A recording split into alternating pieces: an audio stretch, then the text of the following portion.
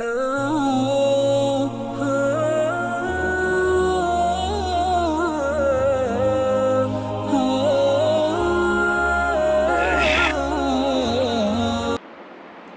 بالله من الشيطان الرجيم بسم الله الرحمن الرحيم يا أيها الناس اعبدوا ربكم الذي خلقكم والذين من قبلكم لعلكم تتقون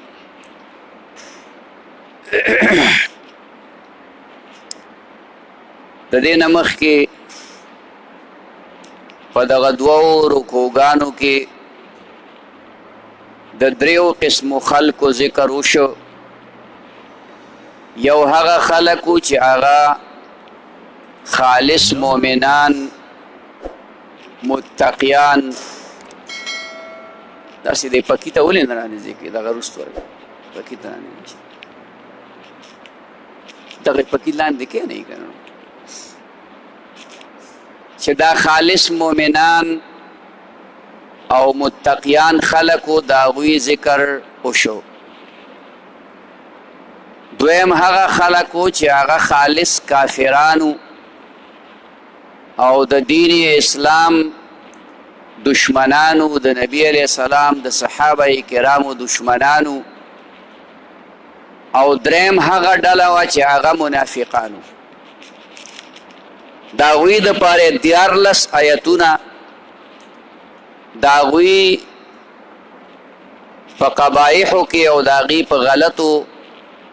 عقیدو کې او داغي په غلطو صفاتو کې ذکر کړل او بیا دغه منافقان په دوه قسمو. یو هغه چې داغي په ځړه کې کفر خکلکو او دویم هغه چې کله کله به د اسلام نه هغې اثر قبول کو چونکې د نبی علیہ السلام مجلس کې اوس نه اثر به د هغې نه قبول کو. د هغې دپاره الله جل شانه دوه مثالونه وویل. دې آیتونو کې په دې اول آیت کې الله جل شانه عام خلقو ته اعلان کوي او دعوت ورته ورکوي.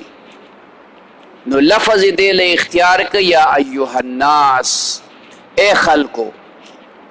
که تاسو خالص مؤمنان مسلمانان یی، اے خلقو که تاسو خالص کافر یی، او اے خلقو که تاسو منافقان یی. چونکه دغه درې واړه ډلې د نبی علیه السلام په وخت کې موجودې وې. نو چونکه د منافقانو علم هغه نبی علیہ السلام ته به د وحی په ذریعه باندې کېده، ځکه ښکاره خو هغوی منظم کو او ظاهري عبادات هم کول، هغې ته خو ظاهر چا کافر نشو ویلی، خو نبی علیہ السلام ته الله پاک د وحی په ذریعه باندې ښودلي چې دا منافقان دي. او نبی علیہ السلام دغه منافقان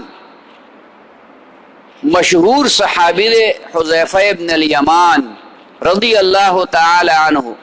داغه ته خودلیو چې دا منافقان دي. نو یو ځل حضرت عمر رضی اللہ عنہ د حضرت حذیفہ نه تپوسو کو چې په دې منافقانو کې خو زما نوم نشته کنه، څومره شان والا سړی دی هغې نه ستا نوم پکې نشته.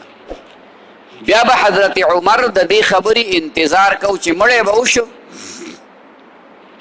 نو معلومات به وکړه چې حذیفه رضی الله عنه دې جنازې له تلی که نه، نو که به تلی نو عمر به م لاړ، پوه به شي چې دا منافق نه دی. که به حضرت حذیفه نه و تلی نو حضرت عمر به م هغه جنازې له نه شک به پیدا شي، ممکن ده چې دا منافق وي. به هر حال هر څنګه چې وا خو دغه ټولو ډلو ته الله حکم دلته کوي، دعوت ورته ورکوي. خلق بیا عام دي، دغه کامل مؤمنان، دغه کلک کافران، دغه منافقان اوس په دې زمانه کې د منافق پته نه لګي چې دا موږ عقیدتاً د هغه پته ولګو نه دا علم زموږ سره نشته ځکه نشته چې وحي بنده ده د رسول الله مبارک نه رستو بل پیغمبر دنیا ته نشته د دې وجې نه د وحي په ذریعه و منافق معلومیږي ها البته داسې خلک به دنیا کې وي چې د هغوی اعمال ابه خرابي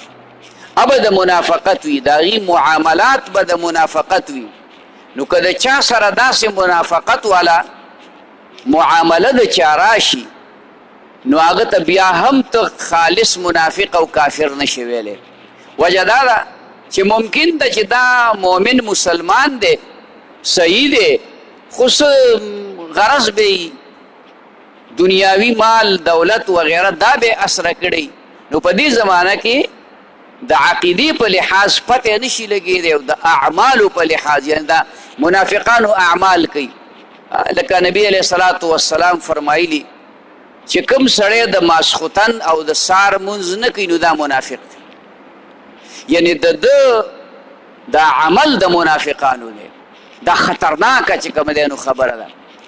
به هر حال دغه د ټولو ذکر وشو نو دې آیتونو کې الله پاک دا وفرمایل یا ایها الناس ای خلقو اعبدوا ربکم عبادت کوئ د رب خپل الذي هغه رب خلقکم چې پیدا کړي ای تاسو والذین او هغه کسان من قبلکم چې مخکې ستاسو نه دي هغه پیدا کړي دي لعلکم تتقون دې دپاره چې تاسو بچ شئ د اور نه د جهنم نه دلته الله پاک یو خدا ټکی ذکر کوي ای خلکو ټول خلک اعبدوا ربکم په عبادت کوئ د خپل رب د الله ډیر نومونه دي دلته یې ونه وی چې اعبدوا الهکم یا اعبدوا الله یا د الله نور صفتی نومونه داسې ونه وی چې اعبدوا الرحمن اعبدوا الرحیم بلکې اعبدوا ربکم یې وویل اصل کې رب هغه ذات ته ویلی کېږي چې هغه هر یو څیز ته د هغه د حالاتو په مناسبت باندې د هغه د پرورش او د تربیت اسباب ورکي لکه ماشوم دی نو د ماشوم تربیت د مور په غیږ کې کیږي نو د مور په بدن کې ورله الله پیدا کړي دي داسې هر یو حیوانات دي د حیواناتو چې کوم پرورش او تربیت ته انسان هغه کوي خو د انسان په دې ذهن کې دا خبره الله اچولې ده دا رب هغه ذات دی چې باران وري رب هغه ذات دی چې اسمانونه پیدا کړي ځمکې پیدا کړي ځنګلات واوري وري ګلۍ وري سیلۍ طوفانونه راولي انقلابات په دنیا کې راولي کله نور تندر باندې ونیسي کله سپوږمۍ تندر باندې ونیسي کله زلزلې راولي دا عظیم انقلابات الله جل شانه راولي دغه ته رب وایي نو چې کله الله رب دی تعالی رزق درکوي ستا مالک دی تا ته هر څه مهیا کوي پتا ګرمي راولي پتا یخني راولي تعالی بشماره قسمه میوې درکوي نو دا پرورش کوونکی دی دا ستا سره احسان کوي او د احسان بدله دا ده چې ته د هغه عبادت وکړي یو انسان ستا سره احسان وکړو نو په کار تعالی دا دی چې ته د هغه شکریه ادا کړي هغه ته د خیر دعا چې کومه دی نو وکړي دا د انسان دپاره نو چې رب الله دی لوی ذات دی او یو احسان نه دی دوی نه دي درې نه دي بشماره احسانات الله تعالی په مونږه په مسلمانانو په بندگانو کړي دي نو د دغه احساناتو تقاضا دا ده چې ته د دغه رب عبادت وکړي نو اعبدوا ربکم په دغه وجه باندې وي ای خلکو عبادت وکړئ د رب خپل هغه داسې رب دی اولنۍ خبره ورته کوي اولنۍ احسان د الله ذکر کوي الذي خلقکم دا دومره لوی ذات دی چې تاسو یې پیدا کړي د انسان نمونه نه وه د انسان شکل او ماډل نه و الله بغیر د شکل او ماډل نه او بغیر د نمونې نه انسان پیدا کړ او بیا دې تم سوچ وکړه چې د آدم علیه السلام نه راواله قیامته پورې به څومره خلک راځي اوسه پورې څومره خلک راغلي دي تقریبا 8000 کاله د آدم علیه السلام وشو. په دې 8000 کاله کې په کربونو باندې انسانان راله، خو د هر یو 2 سترګې دي، 2 غوږونه دي، په مخې پوزه ده، خولې ده په مخ کې. خو ته که سوچ وکې نو الله دومره څه عظیم ذات دی، دومره لوی د قدرت مالک دی، داسې عجیبه خالق دی چې څومره خلق وي د یو بل نه بدل دي. یعنی 2 سترګې، 2 غوږونه، پوزه، خوله، لاسونه، دا د هر انسان دي، خو باقاعده بیا هم هر یو د بل نه بدل دی. فرق پکې ته کولی شي چې دا فلانی دی او دا فلانی دی. دا د الله هغه تخلیق دی. خلق پیدا کول یوازې دې ته نه وایي چې ته د خټو نه دیوال ووې او ته د خښتو نه او د بلاکونو نه دیوال ووې او ته دروازه جوړه کړې. دغې ته خلق نه وایي، دغه هنر دی، دغه کسب دی. خلق او پیدا کول دې ته ویلی کېږي چې دې ته وګوره چې د نورو حیواناتو شکلونه تقریبا یو شانتي دي، فرق پکې ډېر کم کوز کېږي. خو انسان دا کمال الله جل شانه دی، دا الله عظیم قدرت دی چې یو شانتیم دي او د یو بل نه بدلم دي، یو شانتیم دي او د یو بل نه یو شان په دې دي چې د هر چا 2 سترګې او 2 غوږونه او پوزه او خوله ده او لاسونه دي او خپې دي وغیره وغیره. خو به یو بل نه بدل په دې دي چې یو د بل سره سړی دوکه کېږي پې نه چې هلکه دا فلانی دی او دا ډینګری دی، نه جي. بس الله په دغه پوزه کې، په دغه غوږونو کې، په دغه سترګو کې، په دغه خوله کې د هر انسان داسې تبدیلي راوستې ده چې ته فورا پېژنې چې دا فلانی دی. که ته دوکه پکې، که دا ټول خلک یو شانتې وي یا د یو کورنۍ خلک یو شانتې وي نو پلار به خپل زامن نه پېژندل. هلکه دا 5 زامن دي، هر یو اقصې دی. نو شاز نادر الله کله قدرت خپل وښیي، کله 2 کسان داسې پیدا شي د مور نه چې هغه بلکل هم شکلي. دا چرته په لکونو کې داسې وشي او دام الله خپل قدرت ښیي. هغې کې فرق وي خو مونږ هغه فرق پوره نشو چې کوم دی نو محسوسولی. د دې وجې نه الله داسې وي الذي، دا الله هغه، دا رب هغه څوک دی خلقکم چې تاسو یې پیدا کړي یئ، والذین او هغه کسان پیدا کړي من قبلکم چې مخکې ستاسو، یوازې تاسو یې نه پیدا کړي، ستاسو نه مخکې ډېر زیات خلق تیر شوي دي، هغه هم پیدا کړي. نو تاسو چې د الله عبادت وکړئ فایده به صحیح لعلکم تتقون، دې دپاره چې تاسو ځان بچ کړئ د اور د جهنم نه. تقوا وکړئ. نو چې کله تقوا سړی وکړي او د ګناه نه ځان بچ کړي نو دا سړی د دې ګناه نه د بچ کېدو په برکت د جهنم د اور نه هم بچ شو. الذي، دا د الله بل صفت ذکر کوي، هغه رب جعل لکم الارض چې پیدا کړي د ستاسو دپاره ځمکه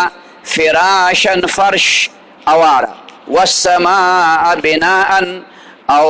پیدا کړی دی اسمان چت، ځمکې فرش پیدا کړي. فرش بالکل اموار او پلین میدان ته چې کوم دی ویلی کېږي. اوس خبره دا ده چې د هر قسم فلسفې نه دا خبره واضحه ده چې ځمکه ګول ده، ځمکه ګول ده، خو دا داسې ګول خو نه ده که چې صرف پنډوس دی. دا خو چې څومره غټه ځمکه ده، تاسو د سمندرونو ته وګورئ، سمندرونو ته تقریبا 70-73% دا اوبه دي او دا باقي 27% دا چې کومه دی نو وچه ده. د دې وچې څه سر سامان معلوم نه دی. نو دا د ګولایي سره سره پلنه هم ده، دې کې تیهونه هم دي. لکه ګورئ یو غټ ګول سیز پنډوس واخله یا بل یو سیز ګول جوړ کا او د هغې د پاسه میږی کېنوه، نو د میږي دپاره د دې پنډوس د دې بال دا بره حصه دا بالکل پلین میدان ښکاري. انسان ته دا ځمکه ګول نه ښکاري، دا ورته همواره چې کوم دی نو ښکاري. دا سره د ګولایۍ نه په دې کې هغه همواري د ډېر غټوالي د وجې نه موجود ده. د ځمکې سر سامان خو چا نه دی معلوم کړی چې د دې لمبایي څومره ده او د دې چوړایي چې کوم دی نو څومره ده، هېڅ پتې نه لګي. نو چې الله ستاسو دپاره ځمکه پیدا کړې فرش، تاسو پکې د خپل خواهش مطابق آبادی هم کوئ، کروندې هم پکې کوئ، پټي هم پکې جوړوئ، باغونه هم پکې کوئ. دغه فرش دی که دا یې داسې کلکه پیدا کړی وی چې دا نه راکنستی کېدی، نو نه پکې تا صحیح آبادي کولی شوه او نه دې پکې کرونده کولی شوه، نه دې پکې باغونه لګولی شو. الله فرش پیدا کړ. والسماء او اسمان چت پیدا کړ. دا چت دی د آفاتو بلیاتو نه پې ته بچې. د دغې اسمان نه الله بېشماره نعمتونه د اوبو په شکل کې نازلوي. نو ویې فرمایل وانزل من السماء ماء، او نازل کړي الله تعالی د اسمان نه اوبه، فاخرج به راویخ کل په دې اوبو سره من الثمرات میوې، رزقا لکم خوراک ستاسو دپاره، رزق ستاسو دپاره. دا الله جل شانه بل احسان ذکر که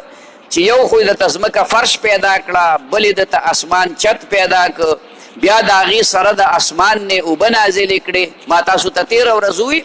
چې د اسمان نه اوبه یعنې د اوچت طرف نه دا اوبه اصل کې د دې وریځې نه الله پاک نازلوي، او وریځ کیلومیټر 1.5 یا 2 کیلومیټره د ځمکې نه چې کوم دی اوچته ده، دغه اوبې نازلې کړې. او دغه اوبه په برکت باندې د دغې اوبو په وجه باندې قسم قسم میوې او فصلونه الله تعالی پیدا کړ. بیا دغه اوبې ذخیره کړي،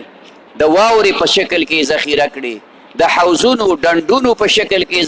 ذخیره کړي، د نهرونو او د دریابونو او د سمندر په شکل کې چې کوم دی نو هغه ذخیره کړي. هغه د ختمېدو نه ډېري. د الله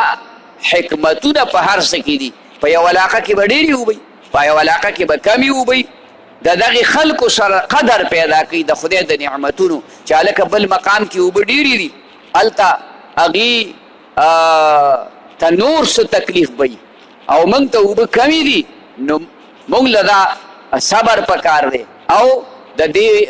د الله امتحان دی، په هغې باندې چې کوم دی په هغې کې کامیابي پکار ده. نو دا یو فرمایل چې د اسمان نه اوبه نازلې کړې او د هغې په ذریعه باندې قسم قسم میوې دا د ځمکې نه را زرغونې کړي. د څه دپاره؟ رزقا لکم، چې دا خوراک دی ستاسو دپاره. رزق هر هغه څیز ته ویلی کېږي چڼې خوري. فلا تجعلوا لله اندادا، نو مه ګرځوئ د الله سره شریکان، وانتم تعلمون، حال دا دی چې تاسو پوهیږئ. دا چې ټول صفتونه او احسانات او انعامات د الله ذکر کړل، نو د دې تقاضا دا ده چې ای مشرکانو، ای نافرمانه خلکو، تاسو د الله سره شریکان مه جوړوئ. خدای پاک قادر مطلق ذات دی، او دا تاسو چې څه کوئ شریکان د الله سره د څه شي شریکان جوړوئ؟ ګټو نه، د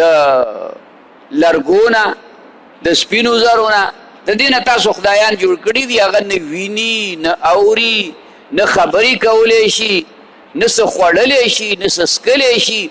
او هغه بت ته ته راځي او سجده ورته کوي. دا څونه حماقت دی، څونه بېوقوفي ده. د دې وجې نه الله ورته وایي چې د الله دې نعمتونو ته وګورئ، دې احساناتو ته وګورئ. د دې احساناتو تقاضا دا ده چې تاسو د الله سره شریکان مه جوړوئ او پوهیږئ. یعنی که سوچ هم پې وکړو نو دا خبره تاسو ته واضحه ده چې الله د عبادت لایق دی. وَإِن كُنتُمْ فِي رَيْبٍ مِّمَّا نَزَّلْنَا، وَإِن كُنتُمْ کچریئی تاسو فی ریبن په شک کې مما د هغه کتاب نه نزلنا چې نازل کړی مونږ علی عبدنا په بنده خپل نبی علیہ السلام، فأتو بصورت، نو راوړئ یو وړوکې صورت، من مثله په مثل د دې، ودعو شهداءکم، او راوغواړئ راوبلئ امداد کوونکي خپل، من دون الله علاوه د الله نه، ان کنتم صادقین کچریئی تاسو رښتوني. دا مخکې آیتونو کې د الله د ربوبیت یعنی د الله د ربوالي ذکر وکړه چې هغه خالق مالک دی، او دې آیتونو کې الله جل شانه د نبی علیه السلام د رسالت د حقانیت او د قرآن د حقانیت ذکر کوي. قرآن الله نازل شروع کړو، نو چې کله قرآن به نازلېده نبی علیه السلام به هغه صحابه کرامو ته د هغې تلاوت کو او بیا به ورته د هغې مطلبونه او معناګانې ذکر کولې. نو دې کافرانو به ووي دا نبی علیہ السلام جادو کوي کله به وی دا نبی علیہ السلام دا قرآن دغلته کې یو ترکاڼ دی دا غنې زده کوي او بیا یې موږ ته وایي حالانکه خبره دا وه چې دا د نبی علیہ السلام یو عظیم الشانه معجزه وه په دې لحاظ باندې چې نبی علیہ الصلاة والسلام 40 کاله په مکه مکرمه کې د دغې خلکو په مخ کې تیر کړل 40 کاله عمر ډیر شی دی او نبی علیہ الصلاة والسلام د چانه یو الف ب ونه وی یو ټکی سبق چې کوم دی د چانه نه دی ویلی او اچانک د هغه په ژبه مبارکه باندې داسې کلام راغی چې د هغې مقابله اوسه پورې لا چا نه ده کړې د هغې د یو آیت مقابله هم چا نه ده کړې دا آیت دا په دغه وجه باندې د نبی علیہ السلام د رسالت او د قرآن د حقانیت دپاره یو عظیم الشان دلیل دی چې نبی علیہ السلام د چانه سبق نه دی ویلی او په خوله هغه کلام راځي چې د هغې څوک مقابله نشي کولی دې ته معجزه وایي هر هغه کار چې الله یې د پیغمبر په لاس باندې ښکاره کي په ذریعه ښکاره کي او د هغې څوک مقابله نشي کولی نو دغې ته معجزه ویلی کېږي که د یو ولی او د نیک سړي په لاس یو داسې کار ښکاره شي چې په اسبابو نه کېږي نو هغې ته کرامت ویلی کېږي په هر حال الله ته دا ووایي قرآن شریف کې یو سل څوارلس سورتونه دي څه ډېر اوږده دي څه ډېر واړه دي اخیره کې واړه انا اعطیناک الکوثر والعصر ان الانسان لفی خسر واړه سورتونه دي قل هو الله احد لم تر کیف دا واړه سورتونه دي دلته الله پاک یو ټکی ذکر کوي فأتو بسورتن د عربیت یو نکته ده په دې ځای کې چې د دې صورت چې په داسې الفاظو باندې ذکر شي نو د دې نه مراد یو وړوکي نه وړوکی صورت دی لکه انا اعطیناک الکوثر دا د 3 آیتونو وړوکی صورت دی داسې یو صورت راوړئ سوره بقره نه چا 286 آیتونه دي سورت آل عمران نه سورت نساء نه سورت انعام نه بلکې چې کومه دی دا صورت چې وړوکی نه وړوکی دی د دې مقابله وکړي ځکه تاسو خو شک کوئ چې د نبي علیه السلام دا خبره دا قرآن د الله کلام نه دی د الله د طرف نه نه دی راغلي بلکې دا نبي علیه السلام د ځان نه جوړ کړی دی یوه یا نبی علیه السلام جادوګر دی نعوذ بالله دوه یا نبی علیه الصلاة والسلام د بل چا نه زده کړی بیا یې موږ ته وایي دا ټولې خبرې دا اعتراضاتو نو الله چیلنج ورکړ اول یې ورته وایي د قرآن په شانتې راوړئ بیا ورته وایي ښه 10 سورتونه راوړئ بیا ورته وایي یو سورت راوړئ بیا په مکه مکرمه کې یو بهترین شاعر هغه به د خلکو د شعرونو اصلاح کوله نبی علیه الصلاة والسلام باندې قرآن نازلېده نو یو صحابي ولګېد د دې وړوکي صورت یو آیت هلته هغه ته ولېږه انا اعطیناک الکوثر نو هغه د نورو خلکو د هغه اشعارو تصحیح وکړه هغې کې چې څه غلطي وه هغې یې ولټي کړه دې ته چې راغې انا اعطیناک نو حیران پاتې شو داسې دي د دې څه مطلب دی نو لاندې ورته دویم شعر ولیکه شعر یې برابر کړه دویمه مصرع ورسره دا ولیکله چې والله ما هذا قول البشر زما دې په الله قسمي